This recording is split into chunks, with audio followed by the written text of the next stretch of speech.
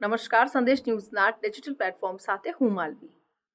ગઈકાલે છોટાઉદેપુરની એક શરમજનક ઘટના સામે આવી, જેમાં બોડેલીના પાણેજ ગામના એક ભુવા દ્વારા એક બાળકીની બલિ ચઢાવી દેવામાં આવી।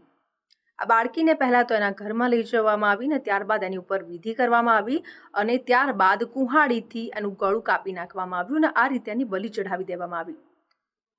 ત્યારબાદ એનો જે નાનો ભાઈ છે એને પણ બલિ ચઢાવવામાં આવી રહી હતી, પરંતુ ગામ લોકો જોઈ ગયા હતા અને પોલીસને બોલાવવામાં આવી હતી। ત્યારે મામલતદાર અને પોલીસ ઘટના સ્થળે પહોંચ્યા હતા અને આ જે ભુવો છે, જેનું નામ છે લાલુ હિંમત તડવી, આ જે ભુવો છે તેની ધરપકડ કરી લેવામાં આવી અને બાળકીના જે મૃતદેહ છે એને પોસ્ટમોર્ટમ અર્થે ખસેડવામાં આવ્યો। પરંતુ અહીંયા સવાલ એ થઈ રહ્યો છે કે ગુજરાતમાં હજુ પણ આવી અંધશ્રદ્ધા જોવા મળી રહી છે। હદ થઈ ગઈ। આવી રીતની જ્યારે ઘટના બને છે, બલિ ચઢાવવામાં આવે છે, તાંત્રિક વિધિના નામે બાળકીનો ભોગ લેવામાં આવ્યો।